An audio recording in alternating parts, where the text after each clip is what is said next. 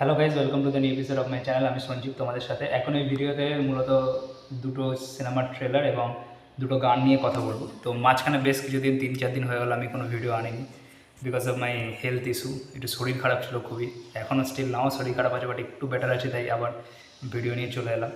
তো ফার্স্ট যে ট্রেলারটা নিয়ে কথা বলবো সেটা হচ্ছে রজনীকান্ত এবং অমিতাভ বচ্চন ও ফাহাদ ফাসিল, রানা দাগ্গুবাতি অভিনীত ভেটি অ্যান্ড দ্য হান্টারের ট্রেলার রিলিজ করা হয়ে গেছে। সিনেমাটা রিলিজ করছে 8 তারিখে, মানে বাংলা সিনেমাগুলোর সাথে রিলিজ করছে দশেরার অবসরে।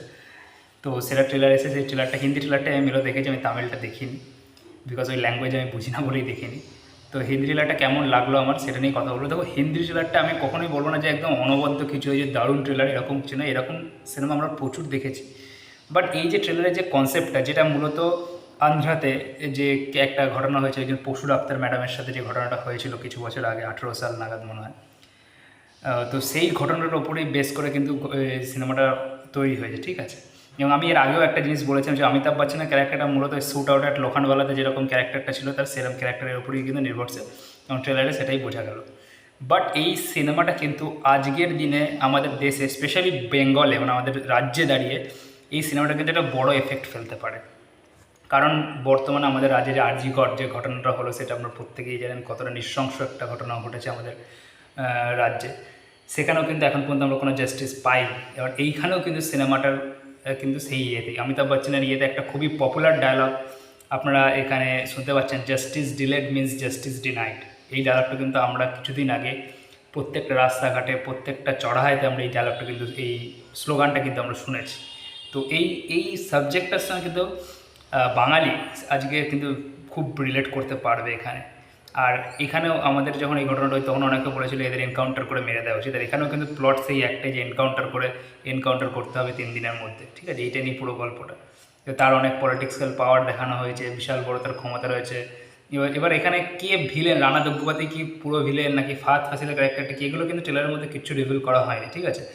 এবার তারা গল্পের মধ্যে এখানে মেন একটা জিনিস দেখানো হয়েছে যে এরকম একটা ঘটনা হচ্ছে, একজন একজন নারীর সাথে এরকম অত্যাচার হচ্ছে, এবং তার এখনও কোনো রকম কোনো জাস্টিস তারা পায়নি, এবং রজনীকান্ত 3 দিনের মধ্যে তাদের এনকাউন্টার করে মেরে ফেলবে, এরকমই একটা জিনিস। এবং অমিতাভ বচ্চন হচ্ছে একজন চিফ জাস্টিস, যিনি ল অ্যান্ড অর্ডারে বিশ্বাস করেন, এবং তিনি মনে করেন যে যারা অপরাধ করেছে তাদের লই শাস্তি দেবে।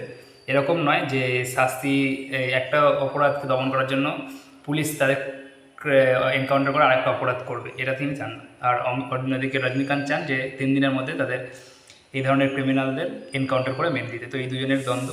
এবং এবার এর মধ্যে রানা দাগ্গুবাতির ক্যারেক্টারটা, ফাহাদ ফাসিলের ক্যারেক্টারটা কীভাবে আসে, সেটা কিন্তু একটা দেখার বিষয় হতে পারে। ওভারঅল একটা অ্যাভারেজই লেগেছে আমার, এমন মানে এরকম অ্যাভারেজ মিনস মানে নতুন কিছু নেই। এরকম গল্প কিন্তু আমরা প্রচুর শুনেছি, প্রচুর দেখেছি, সাউথের সিনেমাতেই আমরা প্রচুর দেখেছি, এটা আপনারা জানেন। আমরা আমাদের বাংলাতেও দেখেছি, দেন হিন্দিতে দেখেছি, অনেক জায়গাতেই এরকম দেখেছি। তো নতুন আমার কিছু মনে হলো না যেটার মধ্যে, বাট এই সাবজেক্টটার সঙ্গে বেঙ্গলিরা কিন্তু খুব রিলেট করতে পারবে এই টাইমে দাঁড়িয়ে। তো এটা গেলো ভেটিয়ান নিয়ে কথা। এরপরে যে ট্রেলারটা নিয়ে কথা বলবো সেটা হচ্ছে বহুরূপী ট্রেলার। বহুরূপী উইন্ডোজ পরিচিত বাংলা সিনেমা, যেখানে আবির, শিবপ্রসাদ, তারপরে আপনার কৌশানী, রীতা ভুঁড়ি, এরা প্রত্যেকে অভিনয় করছে। এই সিনেমাটা 8ই অক্টোবর রিলিজ করবে।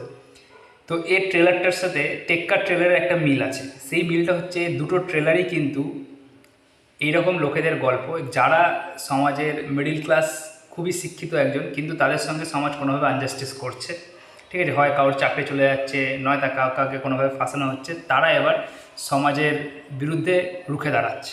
এবার পার্থক্যটা কোথায়, টেক্কার ট্রেলারে হচ্ছে ঘটনাটা ঘটিয়ে ফেলা হয়েছে, এবার সে কেন ঘটালো, কী জন্য ঘটালো, এবং কীভাবে উদ্ধার হবে, সেটা হচ্ছে টেক্কার গল্প।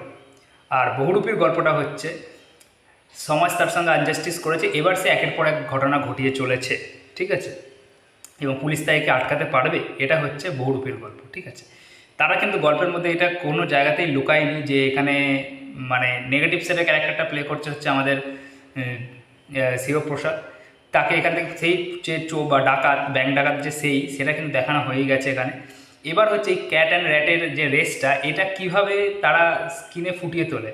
কারণ এটা তো কোনো জায়গাতেই নয় যে হ্যাঁ কে ডাকাত, শিবপ্রসাদই কি ডাকাত, এটা তারা লুকিয়ে রাখে। তারা দেখিয়ে দিয়েছে যে শিবপ্রসাদ ব্যাংক ডাকাতি করছে, এবং আবিরের ক্যারেক্টারটা মানে সুমন্ত ঘোষাল এই বিক্রম প্রামাণিককে ধরতে চাইছে, ঠিক আছে। এবার কী করে বারবার বেঁচে যাচ্ছে, বিক্রম প্রামাণিক কেন ধরতে পারছে না, এবং আদৌ কি সে তাকে কোনোদিন ধরতে পারবে? কারণ ট্রেলারের প্রথমে একটা ডায়লগ আছে যে বিক্রম প্রামাণিক বহুরূপী, সে হচ্ছে আমার জীবনের একটা দগদগে ঘা, যেটা কোনোদিন শুকায়, ঠিক আছে? মানে হয়তো তাকে ধরতে পারেনি, বা তার জন্য সুমন্ত ঘোষালের ক্যারেক্টারটার সাথে কোনো বড় ম্যাসাকার হচ্ছে, তার এখানে দেখানো হচ্ছে যে তার পার্সোনাল লাইফ এর ফলে অনেকটা প্রবলেমের মধ্যে পড়ছে।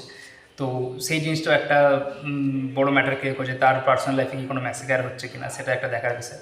এখানে কৌশলী মুখোপাধ্যায়কে কিন্তু খুব ভালোভাবে ইউজ করা হয়েছে। তাকে আমি এর আগেও বলেছি যে তাকে ভালোভাবে ইউজ করলে কিন্তু অনেক সিনেমা, যেমন আবার প্রলয় একটা খুবই ভালো উদাহরণ, যেখানে সে ভালো অভিনয় করেছে। এখানেও কিন্তু তার অভিনয় বেশ ভালো লাগছে। এখানে তার ক্যারেক্টারটার হয়তো এরকম দেখানো হয়, প্রথমে সে টাকার বিনিময়ে শিবপ্রসাদের মানে বিক্রম প্রামাণিকের সঙ্গে যুক্ত হচ্ছে, কিন্তু পরে হয়তো তাদের মধ্যে একটা লাভ অ্যাঙ্গেল দেখালেও দেখা যেতে পারে, ঠিক আছে? এবং শেষে গিয়ে কী হয় এটা একটা দেখার বিষয়। এখানে যে গানটা আছে, যে গানটা কিছুদিন আগে রিলিজ হয়েছে, প্রীতি কাঠালের আটা, সেই গানটা কিন্তু বেশ ভালো পপুলার হয়েছে, এবং গানটা ট্রেলারের মধ্যে খুব ভালোভাবে প্রেজেন্ট করা হয়েছে। গানটা শুনতে কিন্তু বেশ ভালো লাগছে। ওভারঅল এই ট্রেলারটা আমার ডিসেন্ট লেগেছে, ভালোই লাগছে। এবং মেনলি আমার যেটা খুবই ভালো লাগে সেটা হচ্ছে শিবপ্রসাদকে দারুণ লাগে, তার ওই দাড়ি গোপ ছাড়া লুকটা কিন্তু দারুণ লাগছে আমার, সে খুব ভালো একজন অভিনেতা, ঠিক আছে? ওভারঅল ট্রেলারটা আমার ভালোই লেগেছে। এবং যেহেতু আমি বললাম উইন্ডোজের একটা নিজস্ব অডিয়েন্স আছে, প্লাস ট্রেলারটাও ভালো রেসপন্স পেয়েছে, তো এটা পুজোর লড়াইটা কিন্তু বেশ জমে উঠেছে। তো দেখা যাক কী হয়। এরপরে যেটা নিয়ে কথা বলবো সেটা হচ্ছে শাস্ত্রীর দ্বিতীয় গান এসছে, ধ্যানকোড়া কর্তা। এই গানটা কেমন লাগলো সেটা নিয়ে কথা বলবো। তো দেখুন, আমি সত্যি কথা বলছি, আমার কিন্তু এই গানটা অ্যাভারেজ লেগেছে। আর এই গানটা থেকে আমার এর আগের যে গানটা ছিল, সেই গানটা মানে হে শাস্ত্রী টাইটেল ট্র্যাকটা, সেটা কিন্তু বেশি বেটার লেগেছিলো। বিকজ ধ্যানকোড়া কর্তাকে এই যে গানটা যদি আপনি আলাদা লুপে শোনেন, মানে ভিডিওটা না দেখে, তাহলে আপনার বেশ ভালো লাগবে, একটা পুজোর গান। কিন্তু যখন আপনি ভিডিওটা দেখবেন এবং গানটা শুনবেন, আপনার কোথাও মনে হবে যে মিঠুন চক্রবর্তীর গলার সাথে এই গলাটা কোনোভাবেই যাচ্ছে না। এই জায়গায় যদি কুমার শানু বা অমিত কুমার এদের দিয়ে গানও হতো, তাহলে কিন্তু বেশি বেটার হতো বলে আমার মনে হয়। এখানে মানে সত্যি কথা বলতে, আপনারা যারা গানটা শুনেছেন, একদম সত্যি, আমিও মিঠুন দাকে নিজের আইডল মনে করি, কিন্তু তারপরে যেটা ঠিক নয় সেটাকে জোর করে ঠিক বলবো না কখনোই। এখানে গানটা মিঠুন দার গলার সাথে কোনোক্ষণই মানাচ্ছে না গানটা। হ্যাঁ, এই যে গানটা যখন শুরু হচ্ছে, ওই যে ডায়লগ ফাটাকেষ্ট ডায়লগটা হেভি লাগছে, সেটা নস্টালজিক ডায়লগ, ফাটাকেষ্ট খবর পড়ে না, খবর দেখে না, খবর তৈরি করে, তার সঙ্গে রিলেট করে দিচ্ছে যে এবারের সব খবর শাস্ত্রীর নামে হবে।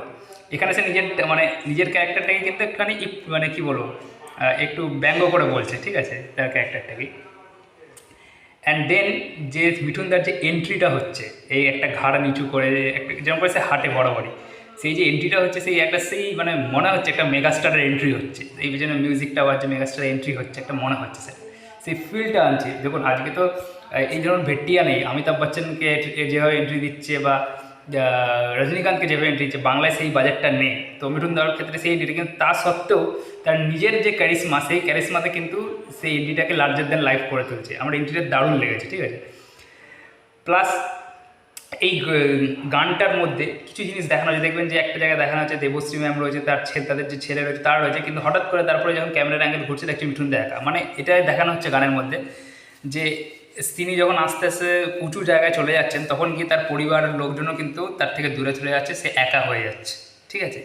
মানে শাস্ত্রীর লাইফে শাস্ত্রী একা পড়ে যাচ্ছে, ঠিক আছে? এবং তখন তার চারপাশে শত্রু মানে এখানে সৌমের ক্যারেক্টারটাকে, সৈকতের ক্যারেক্টারটাকে দেখানো হচ্ছে, সে আসছে, ঠিক আছে? মানে তার সঙ্গে লড়াই হচ্ছে, তখন তার আশেপাশে কেউ নেই। ওর পুরো গানটার মধ্যে দিয়ে কিন্তু ওই প্লটটাকে বুঝিয়েছে অনেকটা গল্পের। এর আগের গানটা তো সেইরকম প্লটটাই ছিল। তো গানের গানের যে স্টোরি লাইনটা, সেটা ভালো লেগেছে, মিঠুনদার এন্ট্রিটা ভালো লেগেছে, মিউজিক ভালো লেগেছে। কিন্তু যখনই ভিডিওটা দেখছি, যে মিঠুনদার গলার সাথে কিন্তু এই যে এই গলাটা কিন্তু কোনোভাবেই ম্যাচ করছে না, ঠিক আছে? তো এই জায়গায় যদি অমিত কুমারকে দিয়ে বা কুমার শানুকে দিয়ে গান হতো, আমার মনে হয় বেটার হতো অনেকটা। তো দেখা যাক কী হয়। এরপরে যে গানটা নিয়ে কথা বলবো, সেটা হচ্ছে টেক্কার যে দ্বিতীয় গানটা এসেছে, তাসের দেশে। এই গানটাও দেখুন, গানটা ভালো অবশ্যই, এই গানটাও নিয়ে গেছে লুপে শোনার জন্য ভালো।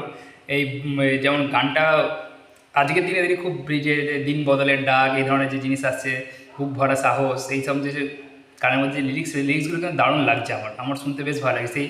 এই প্রলয়ের যে গানগুলো ছিল না, ওই গানের মতো লাগছে। প্রথম প্রলয় অনেক কথা বলছে, ওই গানের মতো লাগছে, ঠিক আছে? তো এই লিপো শুনতে ভালো লাগছে। কিন্তু যখনই আপনি সিনেমাটা দেখছেন, মানে ভিডিওটা দেখছেন, ভিডিওটা সেই যেরকম আগের গানটা ছিল, সেই একই রকম ভিডিওটা রয়েছে, ঠিক আছে? ভিডিওটার মধ্যে কিন্তু নতুন কিছু নেই। হ্যাঁ, সব ক্যারেক্টারগুলোকে দেখাচ্ছে, কিন্তু আবারও ইয়ে করে যে কোন ক্যারেক্টারটা কী করছে সেটা দেখার জন্য আপনাকে সিনেমা পর্যন্ত ওয়েট করতে হবে। এটা একটা ভালো জিনিস একদিক থেকে, কারণ মানুষের আগ্রহটা থাকবে যে কী হচ্ছে কী না হচ্ছে, ঠিক আছে। বাট গানটা আপনি লুপে শোনার জন্য ভালো, বাট ওভারঅল যখন ভিডিওর সঙ্গে দেখবেন আপনার অ্যাভারেজ লাগবে, ঠিক আছে। কোনো যখন আউটস্ট্যান্ডিং কিছু হচ্ছে এরকম মনে হবে না, জাস্ট অ্যাভারেজ লাগবে। বাট লুপে শোনার জন্য অবশ্যই একটা ভালো গান, এবং আজকের সময়ের সঙ্গে খুব জাস্টিবল গান একটা, যে এই যে লিরিক্সগুলো আছে যে আসছে সময়, নতুন ভোর, দিন বদলের ডাক, বুকে বুক ভরা সাহস, এইসব জায়গাগুলো শুনতে বেশ ভালো লাগছে। তো এটাই ছিল আজকের ভিডিওটা ভালো থাকলে অবশ্যই লাইক করে দেবেন, চ্যানেলটা সাবস্ক্রাইব করে দেবেন। Thank you.